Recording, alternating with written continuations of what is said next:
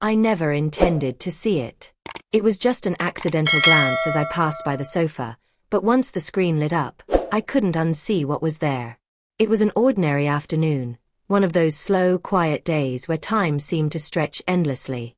I was carrying a basket of freshly folded laundry to Liam's room, trying to keep my mind off the growing tension in my marriage to Daniel.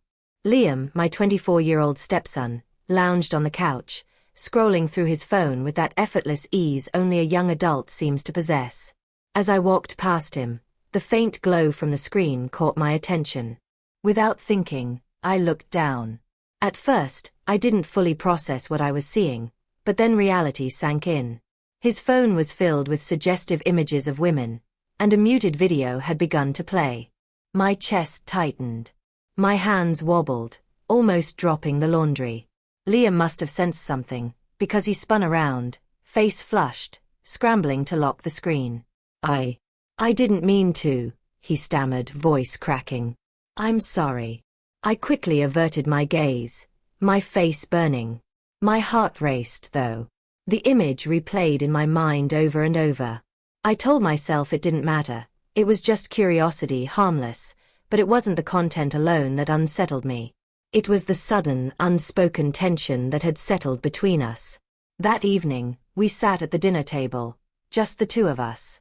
Daniel was still at the office, leaving Liam and me alone in the house.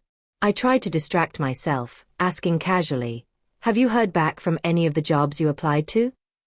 "Not yet," Liam said flatly, eyes on his plate. "Still waiting." I nodded, twirling my fork. "Something will come through soon. It's just a matter of time." He muttered, "Yeah, maybe," pushing his food around. The silence stretched, heavier with every passing second. I noticed how he avoided my gaze. The next morning, I threw myself into housework, cleaning with almost frantic energy to escape the memory of the previous day. By mid-morning, I was vacuuming near the sofa. Liam walked in, hair damp from a quick shower, a mug of coffee in hand. "Morning," he said cautiously. "Morning," I replied, not looking up. He lingered, searching for words, then spoke. "About yesterday." I froze, the hum of the vacuum filling the silence. "You don't have to explain," I said, quickly turning it off and standing up. I didn't mean for you to see that," he said, cheeks red. "It's fine. Let's just forget it happened." I waved him off. He nodded, but his posture betrayed lingering tension. Over the next few days, we tiptoed around each other, careful not to bring up the incident. Yet the tension simmered, unspoken but palpable. I caught him glancing at me when he thought I wasn't looking, lingering a fraction too long before darting away. I noticed things about him I hadn't before. The way his jaw tensed when he focused, the quiet confidence in his movements. One rainy afternoon, Daniel was away on a business trip, and Liam and I were alone in the house. I was in the kitchen making tea when he appeared. "Need some help?" he asked, leaning against the counter. "Sure," I replied, motioning to the kettle. We stood in silence as I poured the tea, the rain pattering against the windows. Finally, he spoke. "I don't want things to be weird between us," he said softly. "They're not," I answered, startled. "They are," he insisted. "And it's my fault." "It was an accident," I reassured him. "I don't want you to think badly of me," he continued, eyes searching mine. "I don't," I whispered. We stared, the air thick with unspoken words. He stepped closer, breath on my cheek. "Lena," he murmured. I quickly stepped back. "We can't," I said. He nodded, barely above a whisper. "I know." That night, I couldn't sleep. Around midnight, I went to the living room, hoping tea might calm me.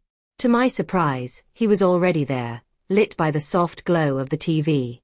"You're up late," I said, leaning against the doorframe. "Couldn't sleep either," he murmured. We sat on opposite ends of the sofa, silence stretching between us. "Do you ever feel stuck?" he asked quietly. "Like my life isn't my own?" I offered. "Yes," he said.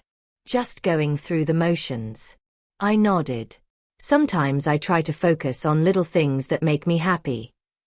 He laughed softly. I wish I knew what those were. Before I could answer, he moved closer. Lena, he whispered. My breath caught. I reached out, brushing his hand, and quickly pulled back. We can't. I know, he said. Neither of us mentioned the couch incident again, but the tension deepened, unspoken yet impossible to ignore. Stolen glances, lingering touches. Each encounter became more daring. The secrecy intensified our connection. When Daniel returned unexpectedly from a trip, Liam and I froze, pretending to be casual, our hearts pounding. And yet, every stolen moment, every brush of fingers, every whispered conversation reminded us of what was at stake. The secret couldn't last. Eventually, Sophie, Liam's ex, appeared, threatening to expose everything. Her arrival escalated the tension. She sent photos, texts, and threats, forcing us to confront the consequences. After days of panic, confrontation, and deceit, the truth came to light. Daniel's trust shattered. Liam left town. And I was left to rebuild my life, haunted by every stolen touch, every moment of reckless intimacy. Sitting alone on the back porch of the house, now quiet and empty, I realized the past couldn't be undone. But the future was still mine to shape, and I had to learn to live with the choices we had made. If you've ever been caught in a web of desire, guilt, and secrecy, remember, the choices you make today can define your tomorrow. Make them wisely. And don't forget to subscribe for more true stories, where each tale carries a lesson we can all learn from.